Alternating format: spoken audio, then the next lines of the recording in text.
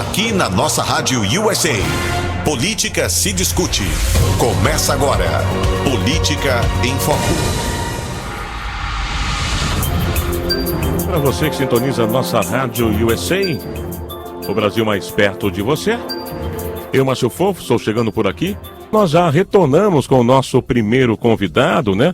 Estou falando do jornalista, o economista Paulo Figueiredo Filho, ele que já é da casa, já esteve conosco por diversas vezes, né, em outras oportunidades, e retorna aos microfones da nossa Rádio USA nessa noite. Tudo bem, Paulo? Tudo bem, Márcio. Boa noite aos ouvintes. É um prazer estar aqui com vocês na nossa rádio. Muito carinho pela audiência. Legal, Paulo. Existe, né, sem dúvida alguma, né, um olhar, né, mais voltado ali para Glasgow, na Escócia, em função da reunião, né, de diversos líderes mundiais para tratar das questões climáticas. A gente sabe que existem várias correntes a respeito desse tema, né? Alguns acreditando que o mundo passa por mais um dos seus momentos cíclicos, né, de mudanças, outros que defendem piamente que a intervenção nociva do homem vem gerado aí desequilíbrios no planeta Terra. Mas dentro desse contexto entram as questões também econômicas, os interesses globais. Eu sei que você é atento a todas essas questões. Que leitura você faz desses primeiros momentos ali da COP26, Paulo? Bom, esse é um assunto das elites mundiais, né, que vem sendo empurrado goela abaixo da população, como se fosse alguma coisa extremamente relevante, mas no final das contas, para as pessoas comuns, onde é que ela impacta, né? Ela impacta que quando você impõe sanções, todas essas sanções, regulações que essas instituições impõem à sociedade, elas acabam tornando o combustível muito mais caro, tornando a energia elétrica muito mais caro. Por quê? Se você cria novas regulações para as pessoas poderem explorar os combustíveis fósseis, como a gente chama, os combustíveis derivados de petróleo, carvão, etc., que são fontes muito baratas de energia, isso é um desincentivo para a produção de petróleo, por exemplo, e para a produção barata de energia. Isso faz com que o preço dos combustíveis aumente na bomba de gasolina, faz com que a energia elétrica fique mais cara na casa das pessoas. Então, é um grupo de elite, uma elite rica que não tem preocupação nenhuma com a população, impondo essas sanções que, no final das contas, quem paga é o mais pobre. Eu não sei se, na verdade, ninguém sabe efetivamente se a origem dessas mudanças climáticas que estão acontecendo no mundo é provocada pelo homem ou se é provocada pela natureza, né? O mundo vem sofrendo transformações climáticas desde o início dos tempos, né? Desde a formação da Terra. As mudanças climáticas, elas fazem parte, são cíclicas. A gente não sabe de que forma o homem tem impactado nisso. Mas seja como for, esse debate ele tem que levar em consideração, deveria ser levado em consideração, justamente o impacto que essas restrições causam aos mais pobres. O outro lado importante nessa equação, Márcio, é o seguinte: os Estados Unidos vêm reduzindo, por exemplo, a sua emissão de gases estufa ano após ano. No ano de 2020, os Estados Unidos bateram um recorde negativo, né, menor produção de gases estufa. E, por outro lado, quem produz a imensa maioria dos gases estufa no mundo, e crescendo ano após ano, é a China. E a China faz cara de paisagem e finge que não vê. E esses mesmos ativistas climáticos não responsabilizam a China. No final das contas, para que isso serve? Como só os Estados Unidos, ou só o Brasil, só os países do mundo ocidental obedecem a essas regulações climáticas que esses caras querem impor, o que acontece fica muito mais caro por causa das regulações. Regulações tornam o processo de produção mais caro. Fica muito mais caro produzir aqui nos Estados Unidos ou no Brasil e fica muito mais barato produzir na China, que não liga para regulação ambiental nenhuma. Então, o que acontece? Os empregos também saem dos Estados Unidos e do Brasil em direção à China. Então, os mais pobres aqui no Brasil e nos Estados Unidos pagam duas vezes. Pagam com energia e bens mais caros, os produzidos aqui, energia, bens, combustíveis mais caros, e pagam perdendo os empregos, justamente os empregos no setor produtivo, que é o setor que emprega a população geralmente de renda mais baixa. Então, obviamente, existem interesses muito grandes por trás dessa história que são travestidos de interesses ambientais. Essa turma não está nem aí para o meio ambiente, eu posso provar isso mais para frente no nosso papo. Agora, você destacou, inclusive, né, as conquistas do próprio governo do ex-presidente Donald Trump, né, e também trazendo ao longo dos anos, né, essa redução de emissão. O presidente Biden, participando, né, em uma das suas primeiras falas ali na COP26, dirigiu algumas críticas, né, ao ex-presidente Donald Trump, falando também sobre a saída, por exemplo, à época do Acordo de Paris, mas também acabou tecendo aí comentários, né, nada prestigiosos, por exemplo, a China e a Rússia. Como é que você avalia também esse comportamento até um tanto quanto ambíguo do presidente Biden? Bom, tem que ver qual foi a parte da conferência que o presidente Biden estava acordado, tem que ver qual é a parte que ele sabia onde ele estava, tem que ver qual é a parte que ele estava aí em pleno controle das faculdades físicas e mentais dele. A gente tem sempre muita dificuldade em entender quando o presidente Biden está efetivamente sendo presidente e quando o que ele fala é o que ele realmente pensa ou se ele está simplesmente lendo o teleprompter que alguém colocou para ele. Eu acho que se você for olhar as emissões de gases nos Estados Unidos, elas vêm caindo há muito tempo, não vêm caindo só na administração Trump, mas continuaram caindo de forma consistente na administração Trump. Mas, mais do que isso, os Estados Unidos viveram durante o governo Trump o que se chamou a nova revolução energética americana. Não foi iniciado só no governo Trump, mas sem dúvida nenhuma a grande explosão dessa revolução energética foi no governo Trump. E a forma como as pessoas podem ver isso, a forma como os nossos ouvintes que estão nos acompanhando podem ver isso, principalmente os nossos ouvintes que estão conosco aqui nos Estados Unidos. Hoje a nossa Rádio USA tem ouvintes por todo o mundo, inclusive no Brasil, mas os ouvintes que estão acompanhando aqui nos Estados Unidos, eles podem ver o quanto que eles pagavam na bomba de gasolina durante o governo Trump. A gente chegou aqui na Flórida, não sei como é que vocês estão aí em Massachusetts, mas aqui na Flórida a gente chegou a abastecer a gasolina a $1,90, $1,95. Agora, eu não sei de novo quanto que vocês estão pagando aí, mas aqui nós estamos pagando R$3,30, R$3,40 na gasolina comum na bomba. Eu acho que Massachusetts também deve estar mais ou menos nessa base de acima de $3. Né? Eu estou agora falando da Flórida, né? Eu estou aqui na Flórida também, mas a gente conversa constantemente também com ouvintes e a gente está sempre em sintonia, né? Especialmente no Bom Dia Nossa Rádio, e a gente tem as informações de que por lá também, sem dúvida alguma, aliás, acho que é uma condição quase de todos os estados americanos, né? O combustível, de fato, disparou. Agora, Paulo... Quase dobrou. Pois é. Quase dobrou. Agora é negável. Cresce todos os dias. O preço aumenta todos os dias há 2 meses. Mas como é que faz, por exemplo, para equalizar na sua análise? Parece uma tendência quase que irreversível a busca por exemplo, energias renováveis, menos poluentes. Isso vai diametralmente contra, por exemplo, as energias, né, mais os combustíveis mais tradicionais, né, os combustíveis fósseis, sobretudo. Como é que dá para equalizar isso sem cair, por exemplo, no fanatismo, no radicalismo, no fundamentalismo? Não, você tem que... Tudo na vida é o que a gente chama de trade-off, né? Economia, trade-off. Significa que você tem que abrir mão de uma coisa para ter outra. Então, toda vez que você escolhe fazer uma usina de, sei lá, catavento, aí, energia eólica, você está, na verdade, investindo para você ter uma energia muito menos eficiente. Isso vai tornar a energia elétrica muito mais cara. E quem paga essa conta são os mais pobres. Então, no final das contas, a gente tem que decidir se a gente quer, claro, tem que investir para que as energias renováveis sejam cada vez mais eficientes, etc, etc. Mas não ao custo, porque elas são muito ineficientes, não ao custo dos mais pobres. Porque, no final das contas, a gasolina sair de R$1,90 para R$3,30, isso pesa no bolso das pessoas comuns. E as pessoas pensam que pesa só porque você abastece o seu carro. Não, todas as mercadorias, elas são transportadas por caminhões.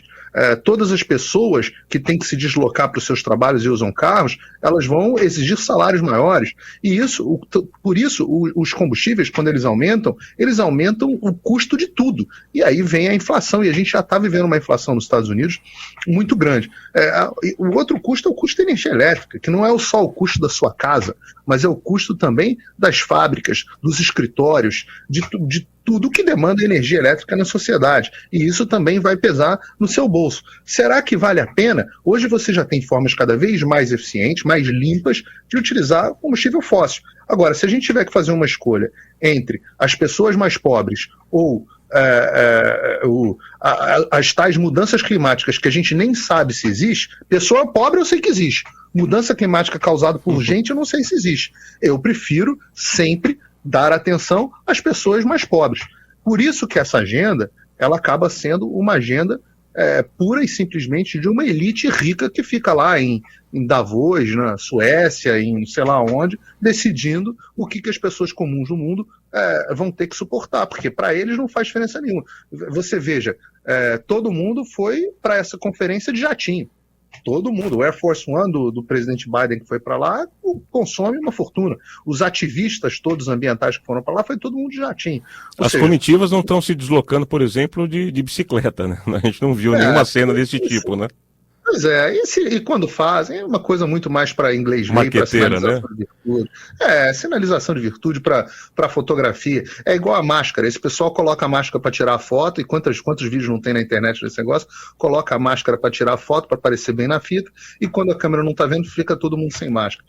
O Cleiton Santos, o nosso ouvinte. O presidente Bolsonaro é autêntico. Ele tira a máscara e não usa a máscara, então eu bravo. Pois é, eu vou entrar daqui a pouquinho para falar do presidente Bolsonaro, também é considerado por muitos uma grande ausência em Glasgow. Mas o nosso ouvinte Cleiton Santos, que eu quero mandar um abraço para ele manda aqui, inclusive, uma fotinho do posto de gasolina em Massachusetts. Ele está falando que lá está R$3,39, pelo menos, no posto que ele costuma abastecer. E também mandou a conta de luz aqui, que está cada vez mais alta. Agora, Paulo, dentro dessa análise, né, a gente vê que existe mesmo toda uma tendência, né? Eu destaquei aqui no início do nosso bate-papo, essa questão climática volta, né, a dominar também o noticiário, mas parece mesmo que existe toda uma conjuntura aí, global, né, para fazer com que essa agenda seja aí digerida pelo bem ou pelo mal, né? Você considera isso também algo irreversível, então? E o que estaria por trás? Você comentou que traria em detalhes, né? O que você acha que pode estar, talvez, maquinando, né, de forma artificial, essa mudança aí, por exemplo, de energia, né, de matriz energética, de uma forma mais ou menos forçosa nesse momento? Bom, são vários fatores. Essa pauta é uma pauta de esquerda xiita, né? Uma pauta radical de esquerda xiita. Não é uma pauta que está na boca do povo, não é uma pauta que está na boca do trabalhador comum. Você não vê o trabalhador comum, a pessoa falando, nossa, meu Deus, caramba, a gente precisa se preocupar com as mudanças climáticas. Até porque, veja bem, Márcio, é uma questão de constatação dos fatos. Se você for analisar na Eco 92, né, Eco 92, Rio 92, lá no meu Rio de Janeiro, na época eu morava ainda no Rio de Janeiro, que foi a grande conferência, a primeira grande conferência climática que aconteceu, a antecessora, a mãe de todas essas conferências climáticas. Se você pensar lá naquela época, eles já diziam que no ano 2000 as consequências seriam desastrosas. Quer dizer, o buraco da camada do ozônio já era enorme naquela época, né? Não, o buraco na camada de ozônio é até outro assunto, mas o buraco da camada de ozônio era um problema insolúvel. Nos anos 2000, as cidades costeiras estariam todas inundadas. O Al Gore fez aquele documentário, Uma Verdade Inconveniente, que no início dos anos 2000, que mudou a cabeça de todo mundo, dizia que todas as cidades costeiras iam estar debaixo d'água. No final, nem a margem da areia da praia aqui desapareceu, diminuiu, né? As calotas polares vão derreter, aí filme de tragédia em Hollywood. Nada do que esses caras disseram que ia acontecer, nenhum desses, a gente chama de fear-mongering em inglês, nenhum dessas previsões apocalípticas aconteceu. Pareciam projeções do Imperial College. Pareciam as projeções do Imperial College. Nenhuma delas aconteceu. Isso não é opinião minha. Basta você entrar na internet, ver quais eram as previsões, quem for um pouquinho mais velho lembra, e ver que elas não se concretizaram. Ora, por que eu tenho que acreditar? Se esses caras erraram ou mentiram em todas as suas previsões até agora, por que eu tenho que acreditar daqui para frente? Agora, eu sei de onde vem essa agenda. Essa é uma agenda marxista. E o objetivo dela é, primeiro, criar uma divisão na sociedade. Segundo, impor restrições produtivas aos países do Ocidente para favorecer China e outros países na sua produção. Então, como é que você faz para você ganhar uma guerra econômica? Você amarra o braço e as pernas dos Estados Unidos, porque se os Estados Unidos não tivessem tantas restrições ambientais para a produção, os Estados Unidos estariam voando. Basta você ver que o Donald Trump, quando ele começou a retirar as restrições ambientais daqui dos Estados Unidos, a economia começou a decolar como estava decolando antes da pandemia.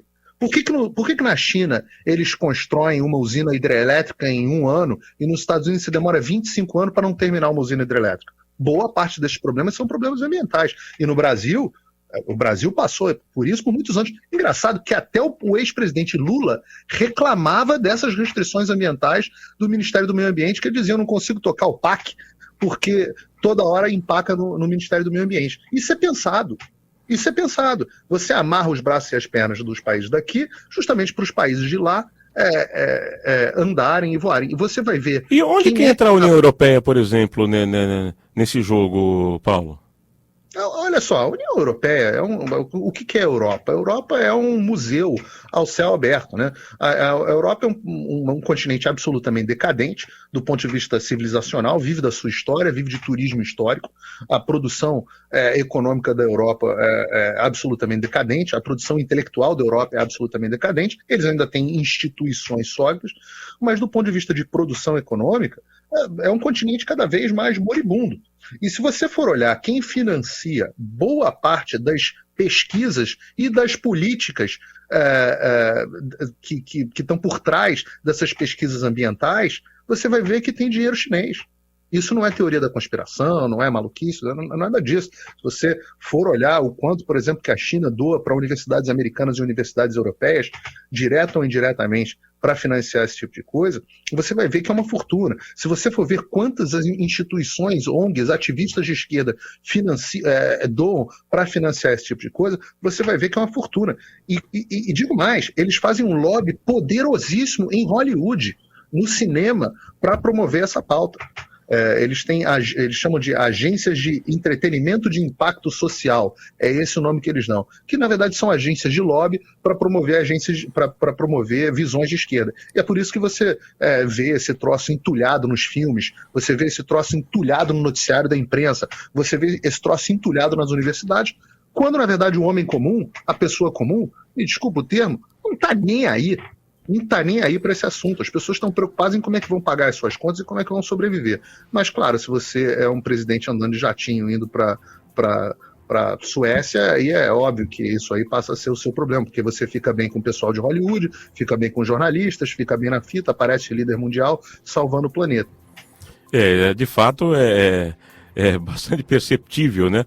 É como a indústria do entretenimento, né, em especial o cinema americano, né, pródigo em fazer produções, né, catastróficas, né, e cada vez mais apocalípticas. Estamos batendo um papo muito legal aqui com Paulo Figueiredo, que gentilmente abre esse espaço na noite dessa terça-feira para atender também, né, os nossos ouvintes do Política em Foco dessa noite. Sobre a ausência do presidente Bolsonaro, em algum momento você acha que prejudica o Brasil nesse cenário aí, nessa discussão das questões ambientais? Não, o Brasil foi muito bem. Eu estava com o ministro do Meio Ambiente, o Joaquim Leite, e o Brasil, inclusive, anunciou medidas bastante produtivas, né? Redução dos gases poluentes de 43% para 50% em 2030. Ele também anunciou a redução, né, a antecipação da meta de zerar o desmatamento legal para 2028. 2028 é logo ali, né? Então, o Brasil apresentou uma agenda bastante positiva. Não vejo... Em termos de simbolismo, né? Muito se fala, por exemplo, a questão da importância do simbolismo e tal. A ausência foi mais simbólica, você acha? Não, eu acho que, enfim, a ausência é boa, o Brasil precisa apresentar o assunto de forma técnica, mas o que foi mais simbólico nessa agenda foi o presidente Biden dormindo nos discursos. Não adianta, é melhor você não ir do que você ir dormir durante o discurso, né? Agora, para a gente finalizar essa questão, né, da Europa, né, o presidente não esteve em Glasgow, mas esteve na Itália, né, com algumas agendas. Eu trouxe, inclusive, o discurso que ele fez hoje na participação da cerimônia, ali, uma homenagem ainda na Itália sobre os mortos, as pracinhas mortos na Segunda Guerra Mundial. O presidente Bolsonaro, que também teve aí, ao longo dessa viagem, né, a participação do G20. Que avaliação você tem também dessa viagem? Acha que foi produtiva? O Brasil retorna, né, talvez ao grupo dos 20 países mais importantes com algum tipo de relevância. Muita gente acredita que faltou, talvez, né, o presidente Bolsonaro conseguir travar aí alguns encontros bilaterais mais relevantes. Que avaliação você faz também, Paulo? Essas conferências, elas no final das contas são muito mais protocolares, muito mais para as pessoas alinharem agendas internacionais do que qualquer outra coisa. Não tem nada de muito efetivo. O grande ponto alto, se você me perguntar dessa conferência, foi a forma carinhosa como o presidente Bolsonaro foi recebido na Itália. E eu acho isso, aliás, ele é recebido de forma carinhosa em todos os lugares que ele vai. Recebido de forma muito carinhosa aqui nos Estados Unidos. A gente teve a oportunidade de ver isso aqui de perto quando ele esteve em Nova York. Toda vez que ele vem aqui na Flórida também, da última vez que ele veio no ano passado foi um alvoroço. E a mesma coisa aconteceu na Itália. Do ponto de vista prático, eu faço um desafio aos meus colegas da imprensa. O que foi decidido nessa reunião? Foi decidido absolutamente nada. Mas é um evento simbólico, onde os líderes mundiais vão lá, tiram uma foto bacana, fazem de conta de que estão discutindo alguma coisa para o mundo, mas não discutem absolutamente nada. Qual é o grande problema que o mundo deveria estar discutindo hoje? E é o problema que está na cabeça das pessoas, que está na boca do povo. O que fazer em relação à China? Como responsabilizar a China por ter colocado o mundo inteiro de joelhos com esse vírus fabricado em laboratório lá? Todas as pessoas, suas famílias foram destruídas, vidas foram perdidas, empregos. Se você for olhar os números, aqui foram divulgados hoje aqui nos Estados Unidos, 200 mil empresas a mais foram fechadas nos Estados Unidos por conta do vírus chinês. E ninguém, na reunião dos grandes líderes mundiais, ninguém fala sobre como que a gente vai resolver isso. Primeiro, como impedir que a China coloque de novo o mundo de joelhos, e segundo, como responsabilizar a China pelos prejuízos. As vidas a gente não consegue recuperar, mas pelo menos os prejuízos causados bom, a gente não sabe se o vírus foi produzido como arma biológica, até hoje ninguém sabe. Ou será que isso um dia vai ser elucidado, Paulo? Porque parece que todas as tentativas também de chegar aí à origem, né, desse vírus acabou sendo frustrada, né? Muito provavelmente pela dificuldade, inclusive, de acesso à informação. A China fazendo de tudo para bloquear também, né, as autoridades sanitárias mundiais, que inclusive até tentaram investigar. Será que um dia isso vai ser elucidado ou o mundo vai ficar mesmo à mercê de talvez uma nova onda, uma nova pandemia no futuro e também sem responsabilização? Olha, o Márcio, assim, já se sabe, já se investigaram, já se investigou, já se chegou à conclusão da origem do vírus. A origem do vírus é de laboratório. Suas evidências são muito fortes nesse sentido, são muito difíceis de você dizer que não são. O que hoje ainda não se sabe, e é difícil de saber, e isso sim talvez a gente não saiba, é se essa criação foi se o vazamento, né, desse vírus foi proposital, como uma espécie de arma biológica, ou se foi apenas acidental, e aí o encobrimento desse vazamento acidental tendo sido esse sim proposital. Então, que a China tem responsabilidade é indiscutível hoje. A quantidade de... Você imagina, você já tem evidência de que em setembro do ano passado você já tinha pessoas infectadas com esse... Setembro do ano passado. 2019, né?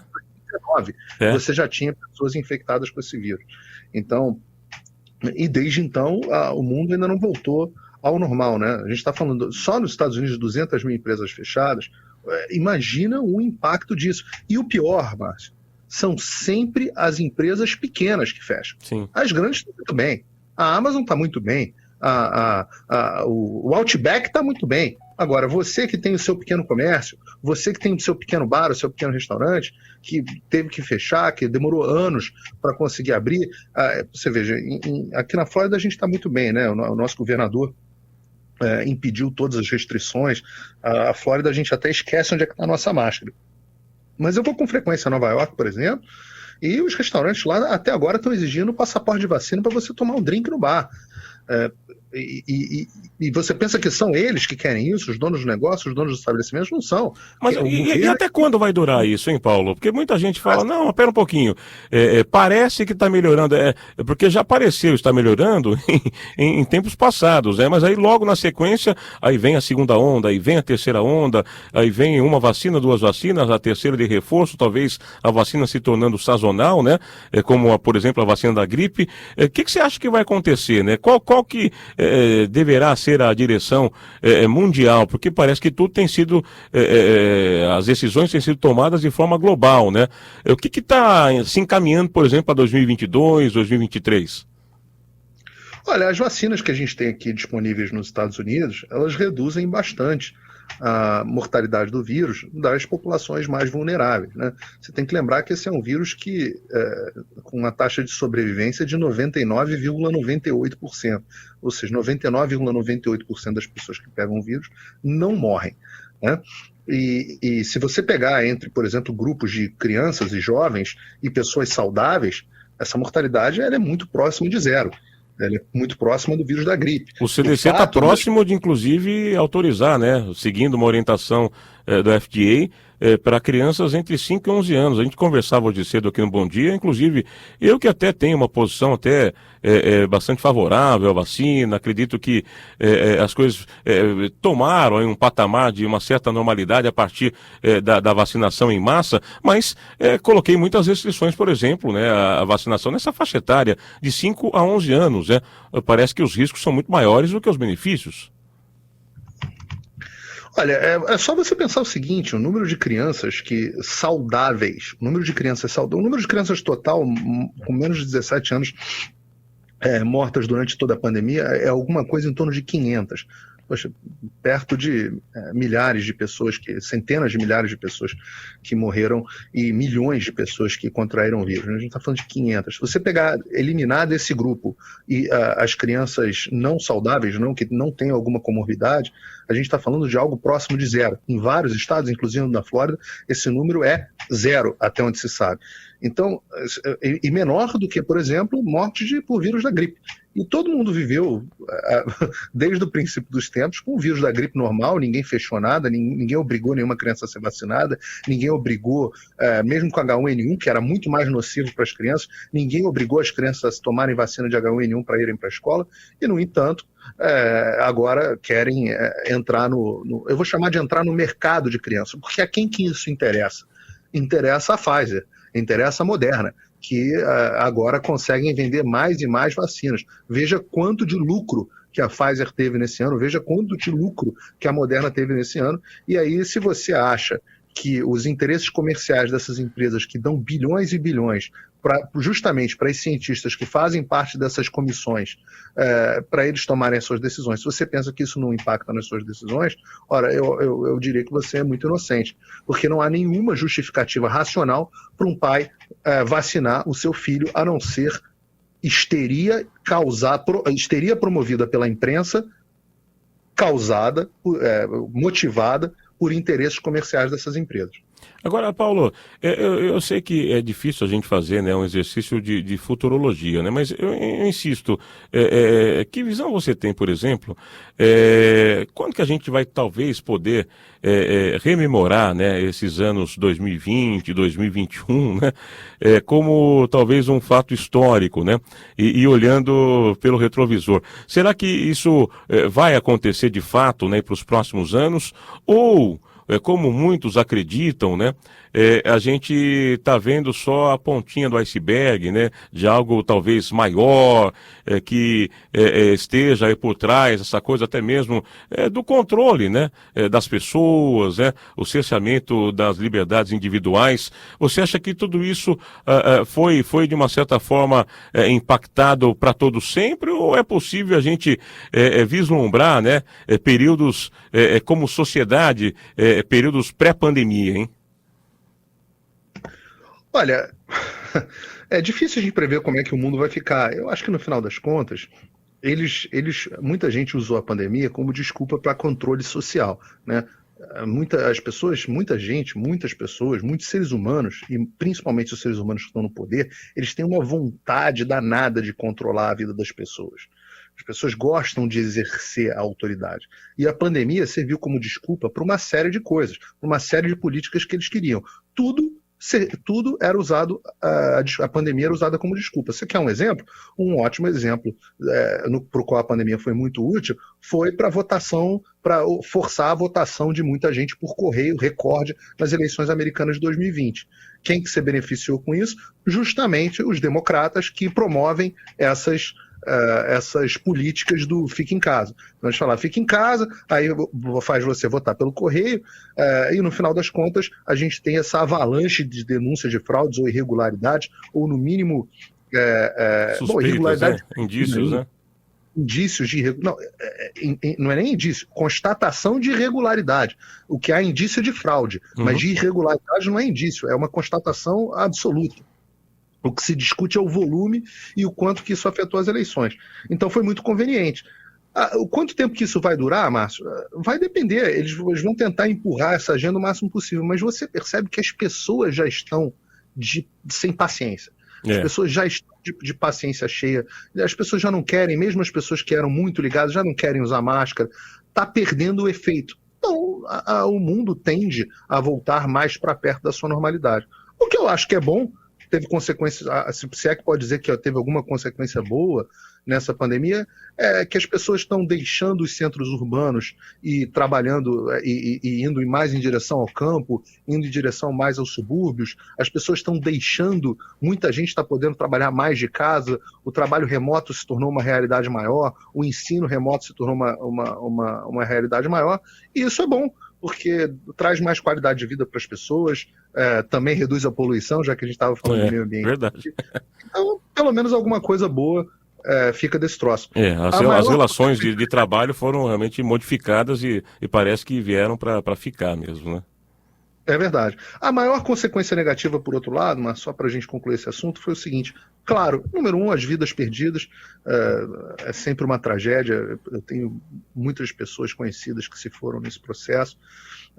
É uma tristeza que não dá para explicar, mas no longo prazo, consequências por longo prazo, porque no fundo todos nós um dia também iremos embora, mas no longo prazo foi o seguinte: a população não confia mais nas suas instituições, não confia mais ninguém confia mais no CDC, ninguém confia mais nas autoridades governamentais, ninguém confia mais nos médicos, porque os médicos se politizaram demais, e certamente o índice de confiança na gente, na imprensa, em nós jornalistas, é o menor da história.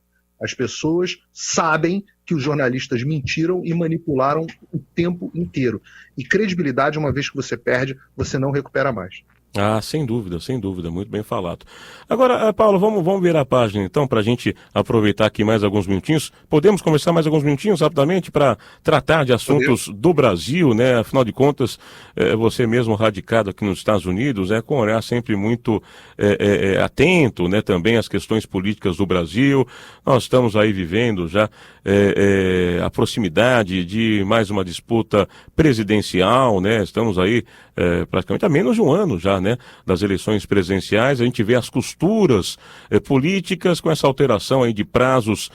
Isso foi empurrado um pouco mais para frente, né? Em outros anos, essa época, os candidatos já estariam já devidamente filiados, né? Isso foi estendido para março, o que vai também atrasar um pouquinho, né, as oficializações das candidaturas. Mas a gente sabe mais ou menos quais são os players, né? Hoje a gente tem aí liderando pelo menos as pesquisas, o presidente Bolsonaro, o ex-presidente Lula, e e essa perspectiva que ainda não se consolidou, né, de uma eventual terceira via. Eu trouxe aqui a informação, por exemplo, do ex-juiz e ex-ministro Sérgio Moro, né, parece se decidindo, né, pelo menos pela filiação no Podemos, algo que já está inclusive agendado para o dia 10 de novembro, mas ainda sem a comunicação oficial se ele realmente vai também se lançar nessa corrida presidencial, né. Outros nomes estão aí circulando, mas ainda também sem tanto apelo, né, eleitoral, sem tanto adensamento, pelo menos político, nesse momento, né? Que leitura você faz? Você acha que a gente vai ficar mais ou menos nessa polarização mesmo, Bolsonaro contra Lula, ou vai existir aí a possibilidade do surgimento dessa tão sonhada para muitos terceira via? O grande nome da terceira via seria, de fato, o ex-ministro e ex-juiz Sérgio Moro. Mas ele é uma incógnita, né? Ninguém sabe o que o Moro pensa sobre a maioria dos casos. Eu acho que a maioria das pessoas que se dizem de direita e têm uma visão simpática em relação ao Sérgio Moro vão se surpreender, porque as posições dele, pelo menos as posições que são externadas, são quase todas posições de esquerda, né? Ele não é um cara, por exemplo, a favor ficou muito claro no período dele como ministro da Justiça, ele não era um cara a favor da questão da liberdade do cidadão de se defender e de ter a sua arma. As posições dele em relação à família tradicional não são as posições conservadoras. Então, eu acho que haverá muitas surpresas da população sobre quem é e o que pensa de fato o Sérgio Moro. Outra coisa que precisa ser testada é a capacidade dele na política, porque a passagem dele pela política como ministro da Justiça foi um desastre, foi muito ruim para ele e com pouquíssimos resultados. A outra questão é que ele é um cara odiado nos dois espectros da política, tanto... Sim, a rejeição muito grande, né? As pesquisas apontam, né? Ele não teria, por exemplo, facilidade de transitar entre bolsonaristas, muito menos entre lulistas, né? Eu acho até que entre bolsonaristas ainda existe uma parte que reputa ele, principalmente uma parte que não... Pelo recall da Lava Jato, né, talvez? Pelo recall da Lava Jato. A Lava Jato precisa ainda ser explicada ao Brasil. O Brasil acha que a Lava Jato foi uma coisa boa, porque as pessoas, claro, querem ver políticos corruptos na cadeia, e esse desejo é legítimo, mas o que as pessoas não percebem é qual foi o custo da Lava Jato, como o Moro passou por cima das leis para aparecer por conveniência própria e colocou os políticos na cadeia, que seria a coisa certa, mas fazendo isso do jeito errado. E você acha que isso vai pesar, por exemplo, numa eventual campanha presidencial? Ele vai ser o grande calcanhar de Aquiles dele, isso? Não sei se isso vai ser o grande calcanhar de Aquiles. É um assunto complexo que acho que o Brasil vai demorar anos para entender. No final das contas, para a eleição, para a questão eleitoral, você tem um presidente Bolsonaro que tem, sem dúvida nenhuma, pelo menos 30% do eleitorado válido, de forma bastante consolidada. Você tem o ex-presidente Lula, que também, ou a esquerda, ou quem quer que seja, que também tem esses 30%, estou falando do primeiro turno, 30% também de forma considerada, de forma consolidada, e aí quem for o outro candidato precisa conseguir esse candidato da terceira via precisa conseguir quase que a totalidade dos outros votos, né? Dos 40% que estão disponíveis, aí nesse meio, que não estão nem no presidente Bolsonaro nem no presidente Lula, ele precisa ter 3 em cada 4 votos. É muito difícil, porque você certamente terá outros candidatos, certamente terá Ciro Gomes, certamente terão uns naniquinhos tipo João Amoedo, sei lá, um Álvaro Dias da vida, um desses caras, esses vários, o próprio Cabo Daciolo vai lá e tira 3% dos votos, entendeu? Esses pequenininhos, no final das contas, inviabilizam, tornam muito difícil uma candidatura de terceira via. Agora, o processo eleitoral é muito dinâmico, e muito difícil você antecipá-lo, porque ele parte das discussões que as pessoas vão ter nas ruas. E essas discussões, elas vão acontecendo ao longo da campanha, muito mais perto da campanha. Sim, e aí as ideias vão mudando, as percepções vão mudando, e eu já acompanho o processo eleitoral há muito tempo, eu já vi ondas. E a gente nunca sabe o que vai acontecer numa onda dessa. Às vezes, num primeiro turno, você tem uma onda Moro, às vezes, e vai todo mundo lá e vota no cara, e ele vai para o segundo turno. Até porque foi mais ou menos o que aconteceu até mesmo na pré-campanha do próprio presidente Bolsonaro, né? que acabou, né, dando, né, início, né, às suas pretensões apenas com um dígito nas pesquisas, né, mas que rapidamente acabou consolidando também um eleitorado fiel, né? Márcio, eu acho que ninguém mais acredita em pesquisa política, porque a gente sabe que elas sempre erram sempre erram em favor de um lado, que é o da esquerda. Nunca erram em favor da direita. Você nunca vê um candidato mais à direita. É sempre o candidato mais à esquerda que vai melhor nas pesquisas. As pesquisas sempre erram nessa direção. E estão errando cada vez mais no Brasil. Então ninguém acredita muito mais no resultado dessas pesquisas. A gente não sabe o quanto que o Bolsonaro de fato cresceu na eleição. Ou se ele já tinha, né? Talvez, né? Eu tenho um amigo que chama isso de aterrissagem forçada dos institutos de pesquisa. Eles vão mentindo.